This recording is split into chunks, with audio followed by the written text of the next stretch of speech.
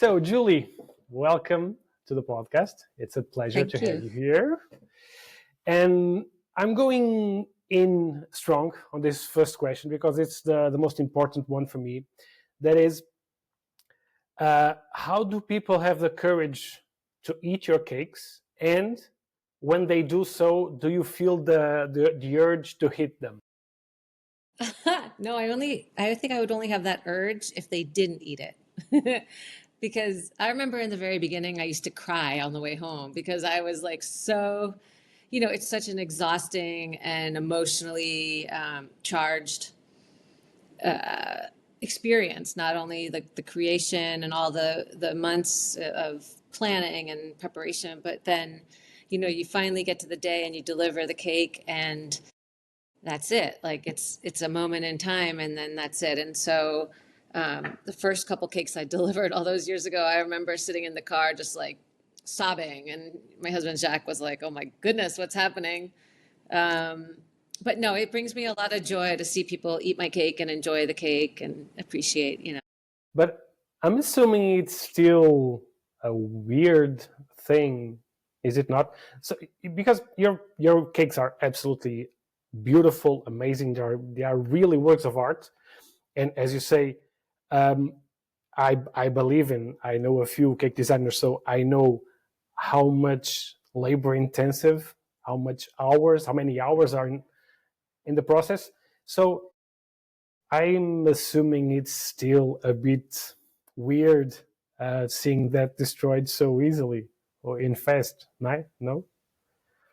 For me, it You know, is. As a it's not, photographer, it is. well, I mean, I think that's why it's so important to like I really enjoy the process of educating my clients, like all the steps and all the things that they should remember when they're talking about the cake. I mean, it's you can relate it to everything in the wedding, but like I get really frustrated when they don't want the cake to be visible for a significant Yeah. length of time during the wedding. I get really frustrated when they won't allow their photographer and videographer teams to shoot the cake, in natural daylight, because I think a lot of times it just doesn't come out as well at night, and lighting is really complicated. So also lighting is really important, positioning, lighting, and all that stuff. So I like to explain, at least my clients understand, like if they choose not to light their cake, for example, or if they choose not to show it until like a ta-da moment, that's their choice. But then they're not going to have,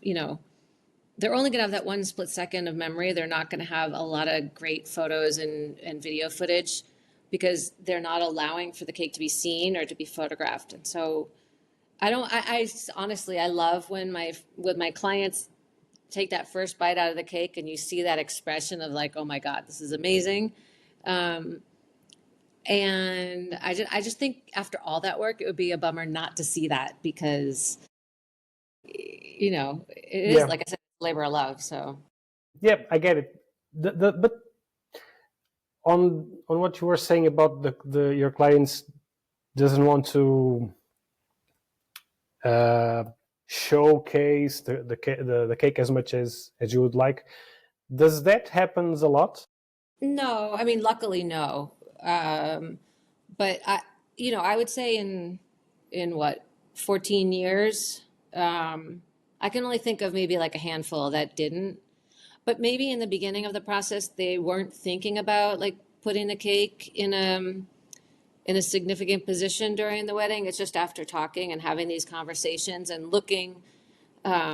you know, looking together at the layout and how the flow of things are going to go throughout the evening or throughout the afternoon, whatever, um, and explaining to them the significance of it. Like even if not all of my couples are completely gung ho about having a giant cake or whatever, and sometimes it's like the parents that really want it, or it's symbolic for the grandparents, or it's whatever. Like it really is such a special symbolic moment in the wedding, and it has a lot to do with like history, but it's also culture, it's also tradition, it's also good luck. It's all those things.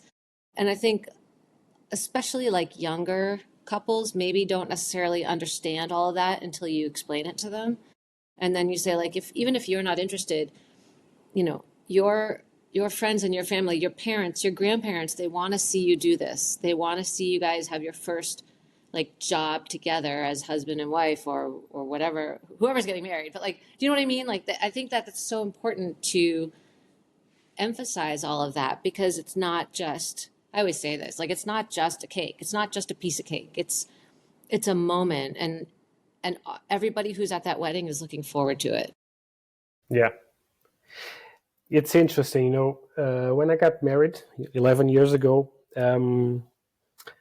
the cake was the cake moment was not one of my most anticipated moments, but turns out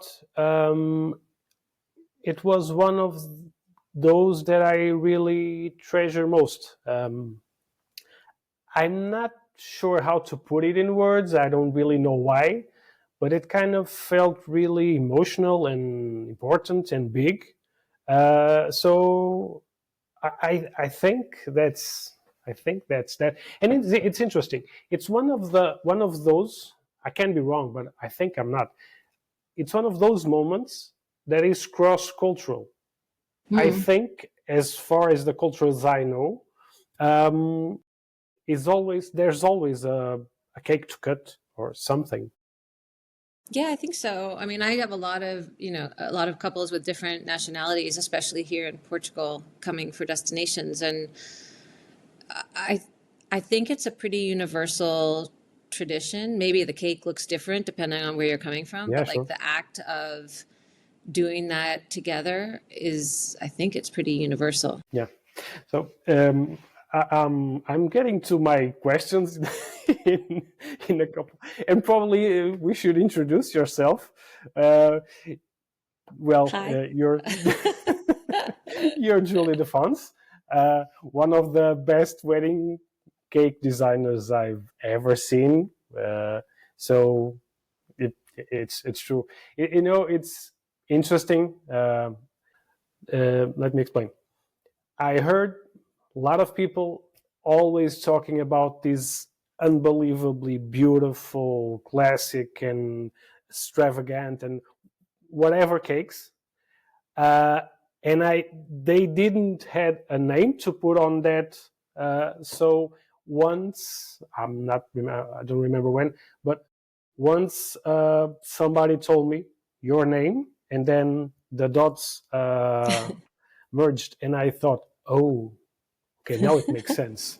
So it that was really a moment for me, and I think because I think your name, your brand here, particularly in Portugal, is not as known as others.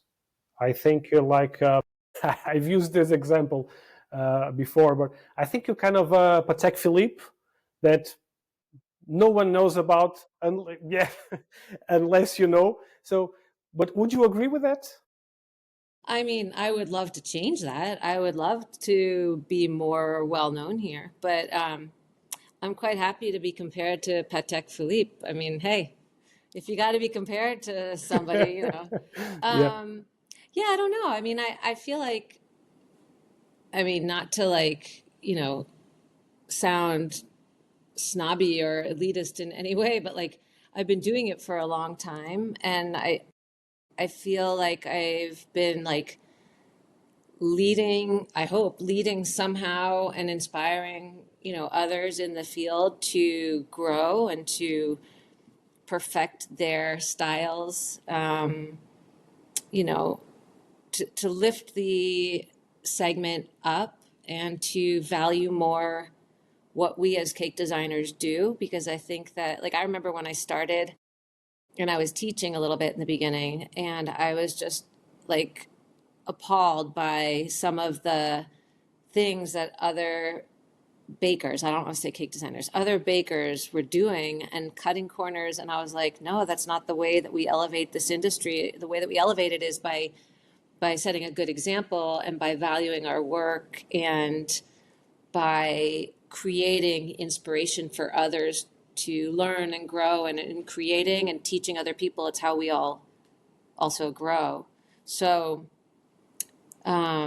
Yeah, I don't know. I wish I was more well known here. I don't know. I've been trying. It's not for lack of trying. I've been really you can ask my husband. I work 24 hours a day and Yeah, but I think that shows in terms of the quality of your work and the clients you have. But mm, I think it's just one of those things that I probably the weddings that you have, the clients you have, are not those that are really on the mainstream right now, mm, and probably um, I'll give you an example. I heard a few months back that the biggest weddings that our countries is getting are in Douro Valley, the mm, big ones, the $1 million uh, or euros will be there. I didn't know that because I thought Sintra was the main place. mm-hmm. So what I think is some of those beautiful and really big weddings in Sintra, Lisbon, and also in some places in the north, they are really more mainstream, but probably not as higher budget. And those higher budget are not talked about as much. I don't know Maybe. if this makes sense. Yeah, I think a lot of people don't know that I do make cakes that are, less than thousands and thousands of euros. I think people just assume because obviously, like, I love those big cakes. I love those big, big weddings, big budgets, big, big, big. But I also have, I like to have something for everybody. So I have, a small, I don't want to talk about like specific numbers on here, but like I have something that I think is comparable, a solution that's comparable for pretty much anybody. And I don't promote it a lot because, people always say you should focus on your core business but I don't ever want to have somebody say like, I couldn't afford it or, like I think a lot of times people will send me a picture. Okay, let's talk about numbers. Like, just as an example, like a lot of people will send me a picture of a 30,000 euro cake. And they say, well, the budget's only 800 euros. And I'm like, okay, so we can dial it back and tell me what you like about that cake. And I can incorporate those details in a cake that fits your budget. And I think a lot of people just assume that I can't afford a cake like that, but they're not taking into account that as a designer and a creative person, there are ways to pick and choose inspiration and then build something creative that fits in the budget. And maybe that maybe that kind of hurts me somehow because people just don't know. I don't know. Yeah, I Maybe I need to work I on that. understand.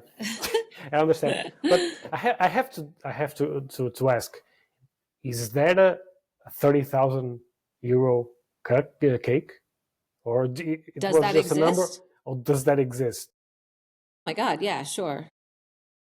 Well, you I mean, answered I that wish there too were more of normally. them, but Yeah, but no, what? but And I'm really ignorant in this. So what would it is just design structure, the complexity of the production of the cake itself, or would it be also ingredients and I more mean, normal stuff? the ingredients and the materials obviously have to factor in because they're costs, but that's not, I don't think in a cake that scale that would be the significant cost factor. It's more, it's really more about Production and logistics and labor, knowledge production. and yeah. Yeah, like, I've had cakes where I spend over 200, 300 hours just on my computer in Photoshop before I even start. And, num a number of extensive meetings with clients, obviously tastings, things like that. But tasting, I usually do one tasting. But then I've had cakes where it's taken me over 2 months just to make sugar flowers for that one cake, or 30 days with a pair of tweezers and 3 bazillion sugar pearls, putting them on one by one. And so, like, all those things, if you think about it in relation to like a designer wedding gown, like some of those Middle Eastern designers who the beading is just out of this world and it's all done by hand and that has a value.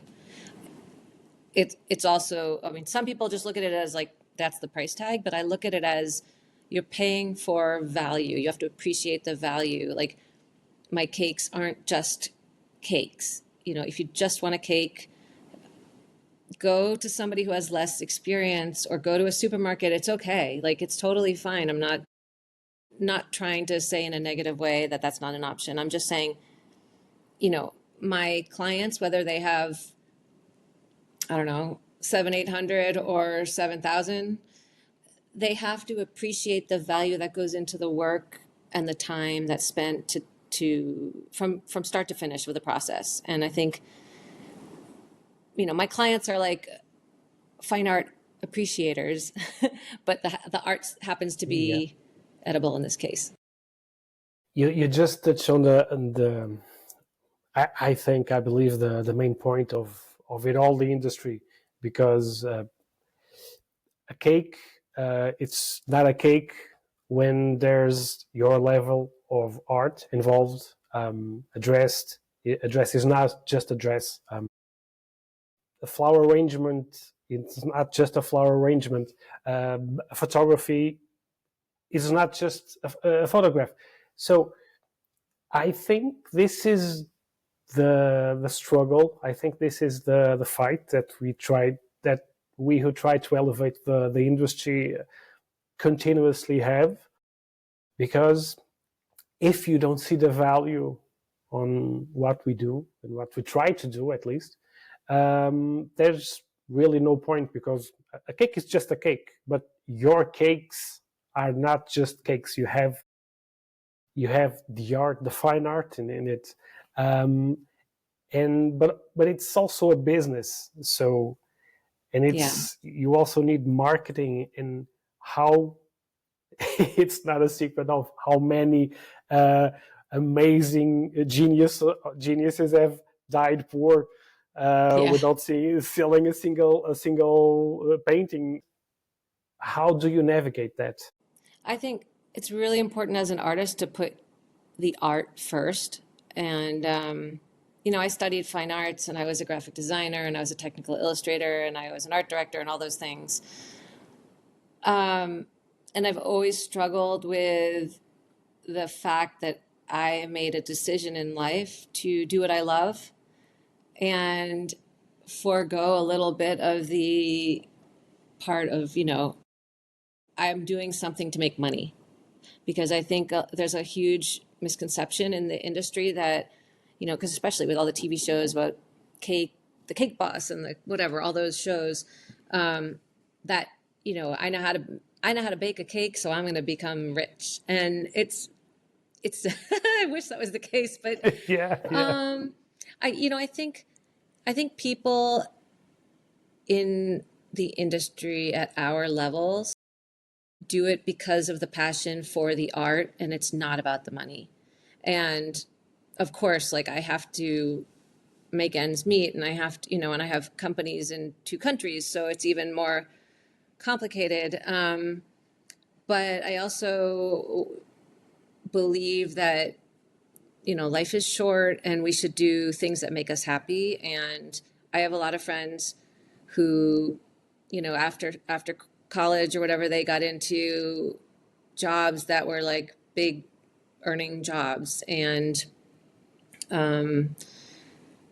they always said how envious they were that I chose to do what I love. And I was like, I was so envious because you guys did something that, you know, made you financially stable. And they said, you know, that's not all there is in life. And the older I get, the more I realize that I get to wake up every day and go to work and I feel like a kid in a candy shop. Like, I get to do what I love. And I think that's priceless. And like I said, you know, you have to, I think once you figure out where your passion actually sits, like, I love the types of cakes that I do. I don't love, like, I love weddings.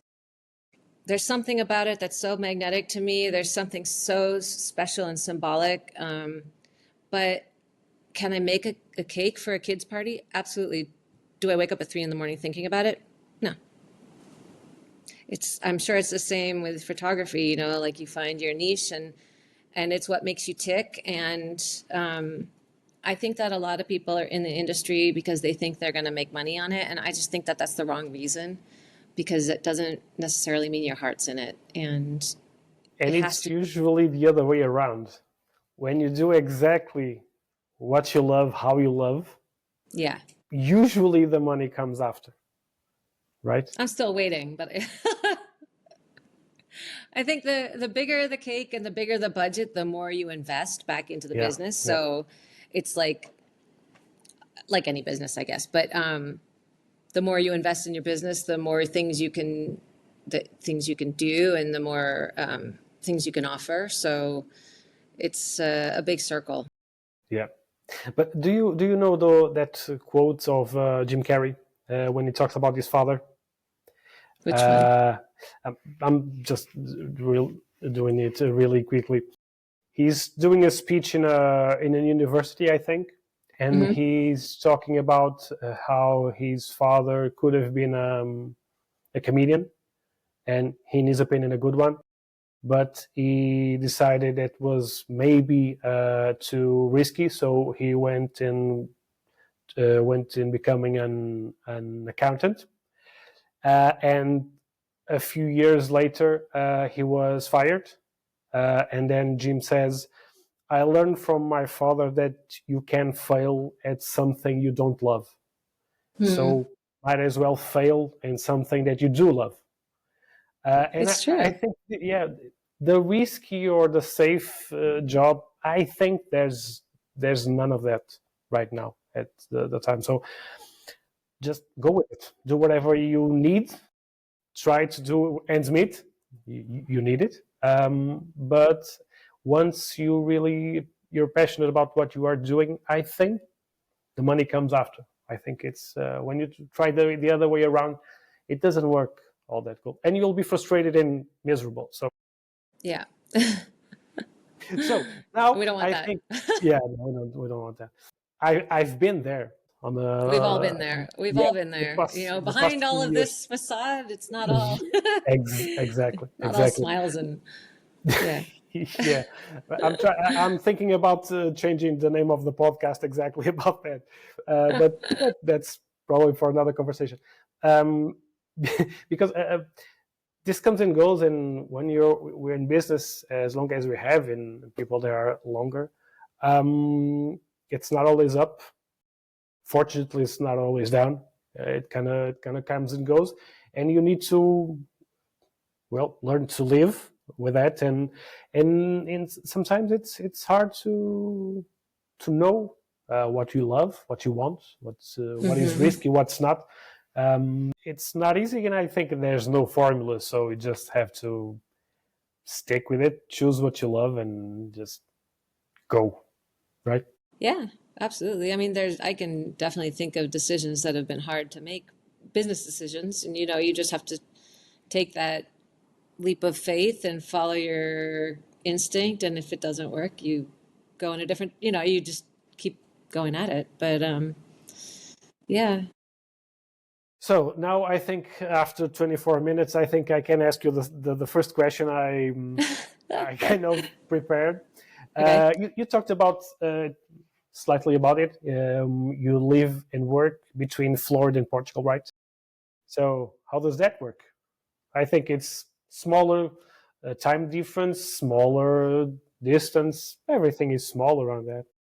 It's like driving to the Algarve from Lisbon. It's really not a big deal.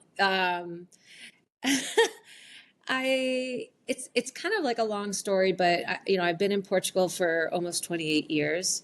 And like we were talking before we started, like I do speak Portuguese, but I'm originally from Boston. And I guess maybe like 8 or 9 years ago, my parents decided that they were going to move down to Florida. And I had been over here for so many years, and I hadn't, except for like a week or two a year, I hadn't really been able to spend time with them as an adult because I went to boarding school, and then I went to college, and then I moved here when I was 25. So don't do the math. But so I just my husband works with his family, and they got to spend every day with their mom until the day she passed. And I just think that's also a luxury in life to be able to spend time with your parents.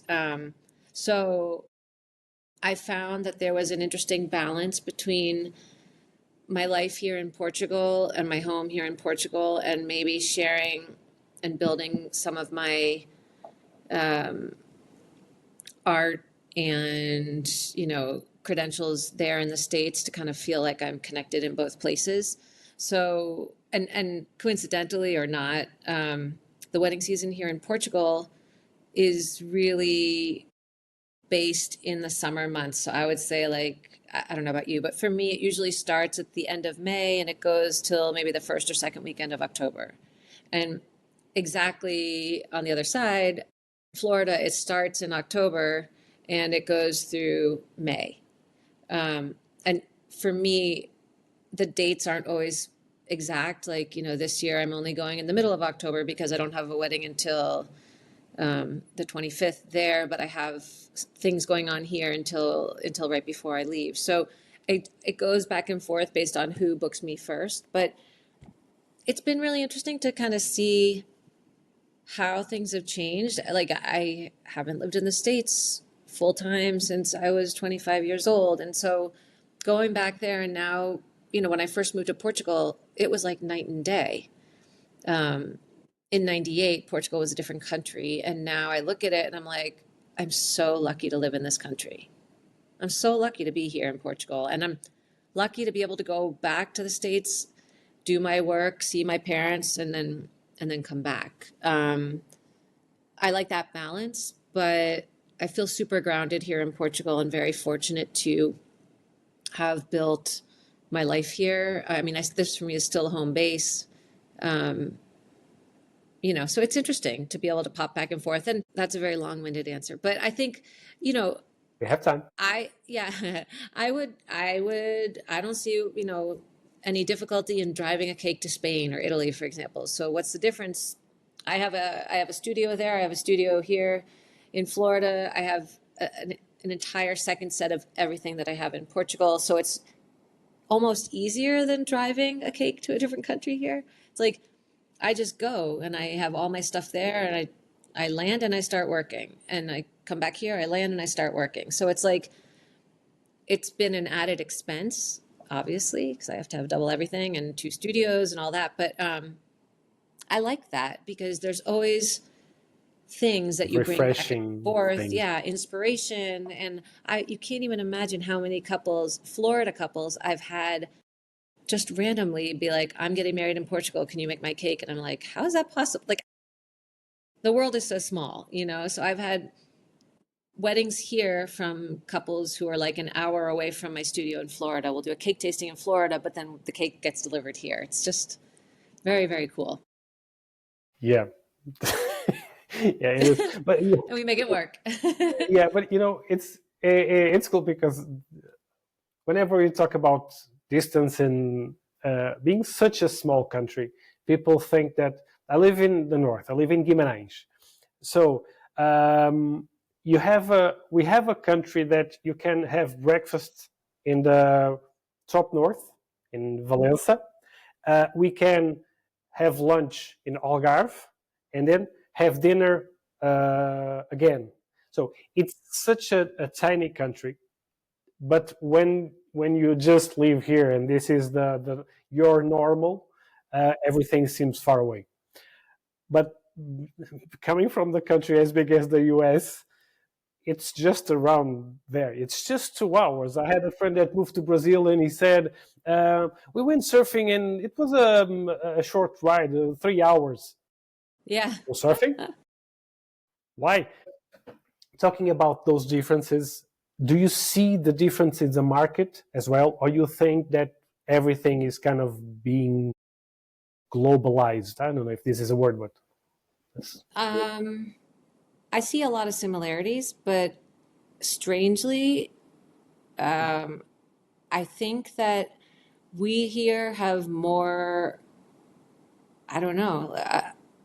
The weddings that I do here are probably on average a little bit more elaborate than the weddings there.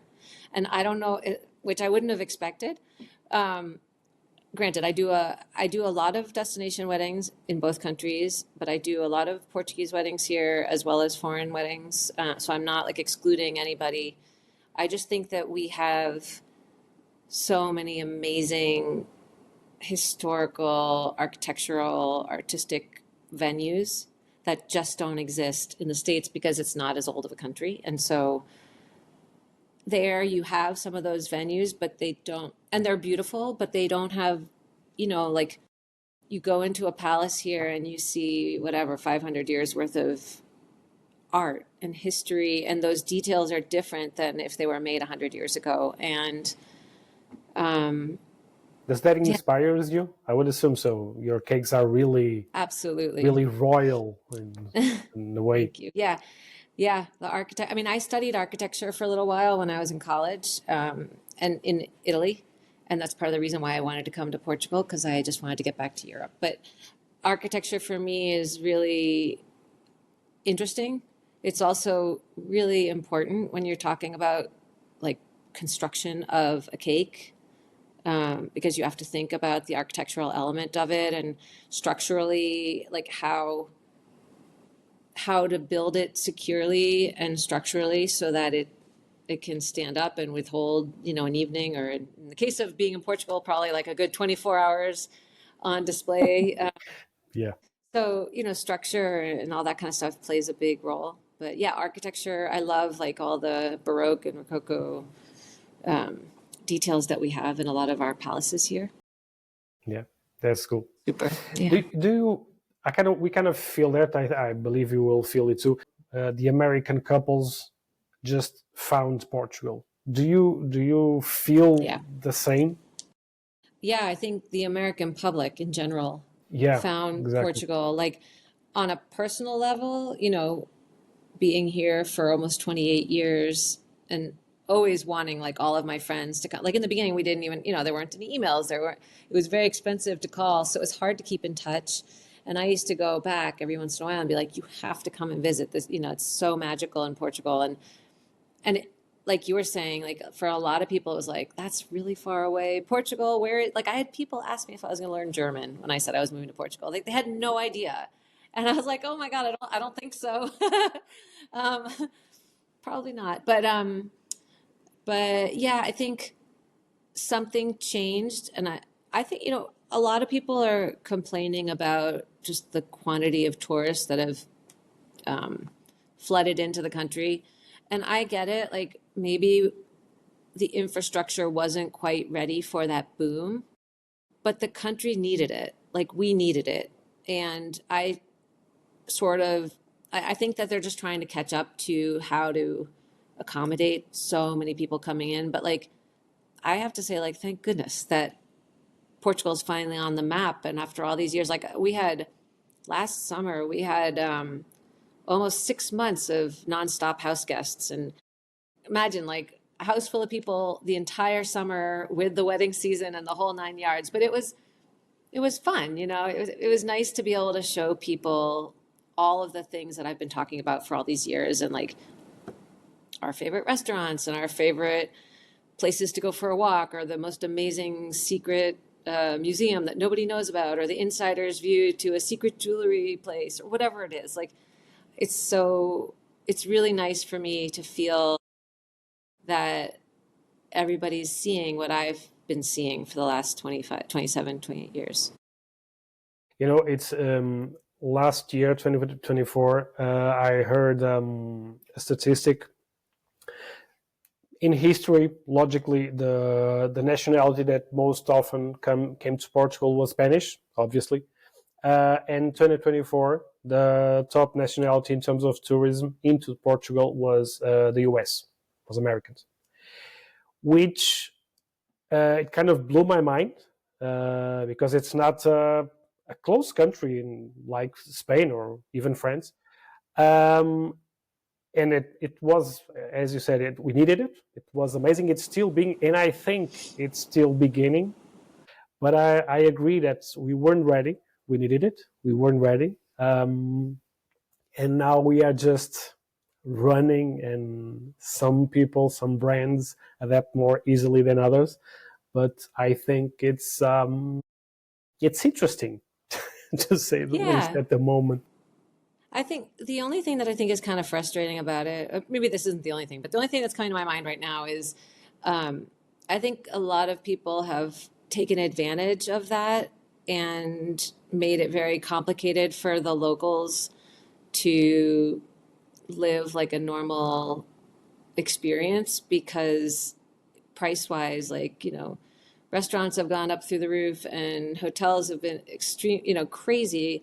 Everything in the service industry, real estate, like it's just, I think it's really unfair for the local people to, like it's impossible for anybody to buy a place anymore, like a young person starting out. And I don't think it's fair that it I don't think it's fair that it kind of exploded like it did and pushed all the local people out because I think what's happening in the cities, and I don't think it's just Portugal, but because now we have all these um, things to compare it to, people are taking advantage and pushing the prices up because they see, oh, in whatever, in New York City or in whatever, the prices are this, so why can't we, And I think that that's unfortunately, that's life, but that's what's happening, and it's too bad because people used to say like, I want to go to Portugal to get married because it's cheaper. What First of all, I don't know if that's true. Maybe it was like 10 years ago, but It's cheaper. I'm not sure if it's cheap, but right. always cheaper than the US. Yes, but well, I don't know, not always. Like for If you have example, I don't if you have the same type of wedding, would in any case be the I same think price? well, I think that certain things are different prices. Like I charge the same. If I had a request here for a 5-tier cake with 300 guests, my price would be the same here or in the States. Just it would be either in dollars or euros, and Yeah, but because you my time is the same. but you would have earned a lot less there because of taxes and the price of ingredients, probably, Well, right? funny enough, the tax rate here is a lot higher. Well, it can be, yeah. Yeah. It depends on how you, yeah. Yeah. But I think certain things, I think the little that I know, I think venue prices are much more expensive there. I think probably things like flowers, like florals and stuff, must be much more expensive there just because where they're being imported from. Maybe I don't know. But I think that gap of like, oh, going to Portugal for a cheaper wedding, I don't see that as much anymore. I think you come to Portugal because you want like an experience. I think Portugal is somewhere where the entire world hasn't been married at, unlike, some of the destinations that you see all the time. Yeah, But yeah.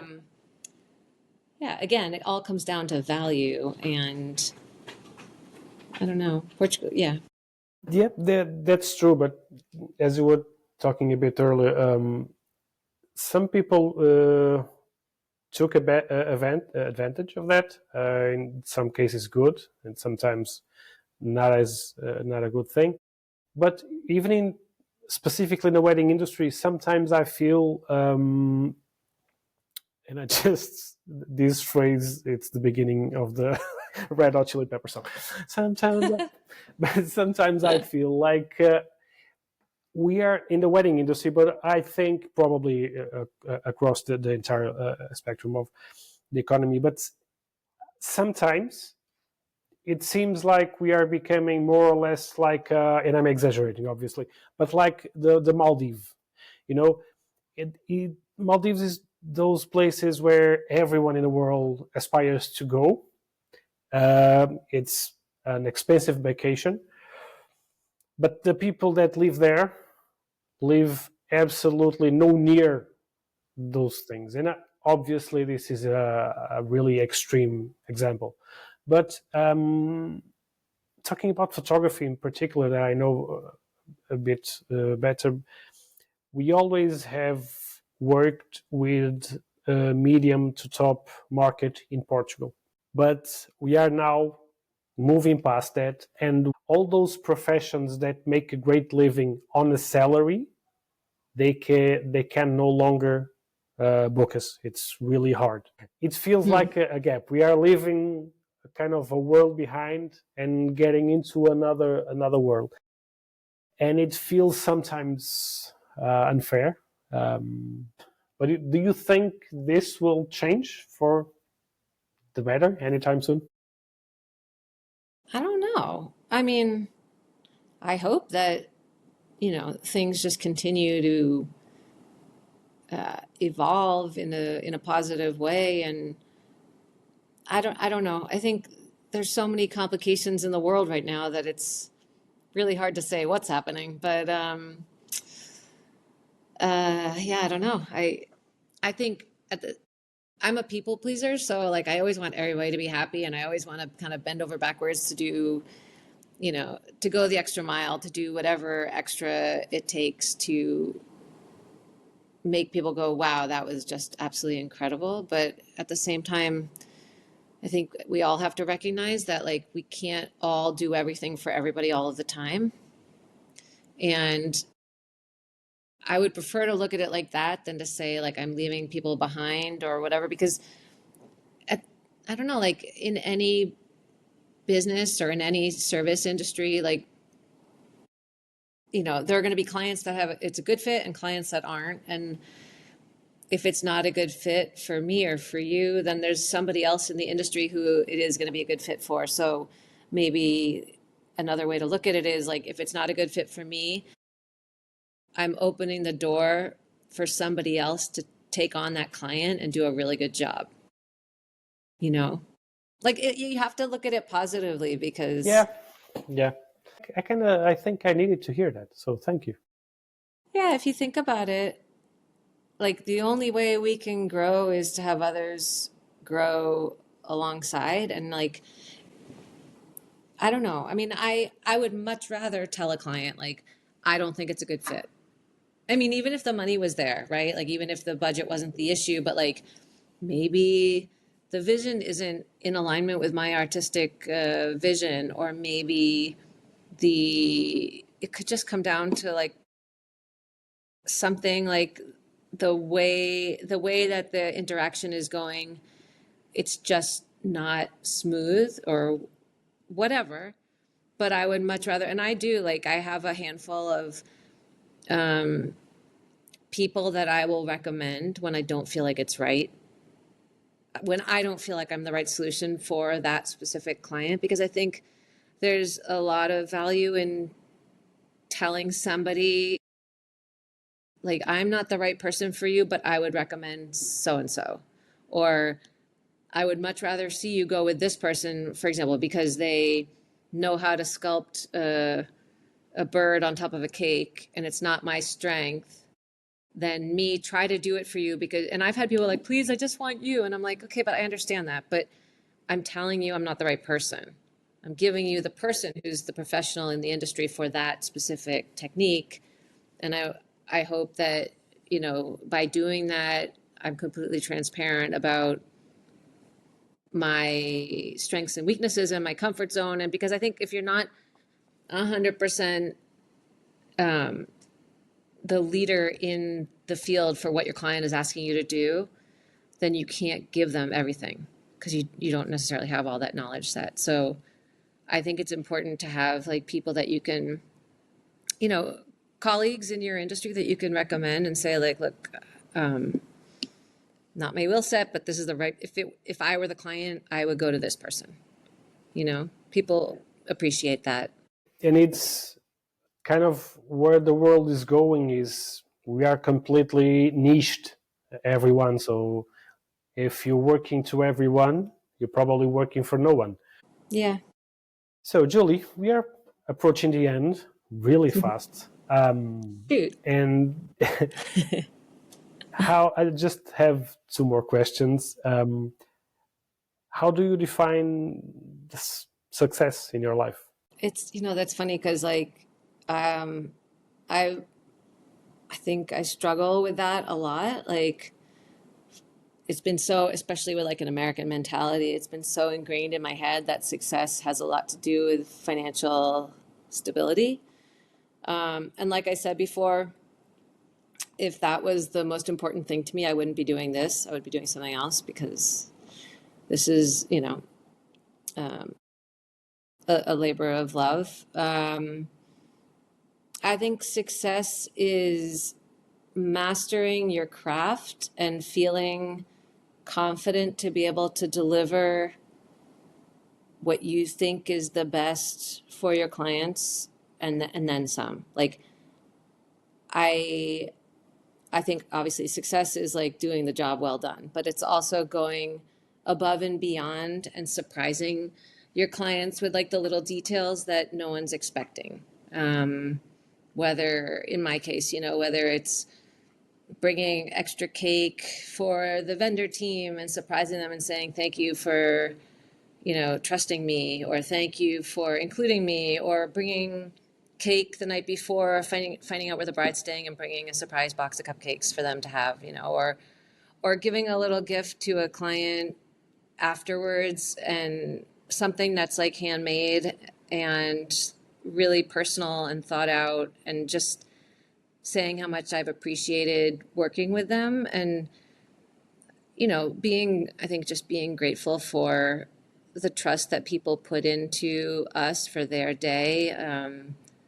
Also, success in my case, I love that I've become friends with so many of my clients. That's unexpected. It's not something that I imagined in the very beginning, that I would become friends with so many of my clients, but it's such a personal process that they go through. I think it's so stressful.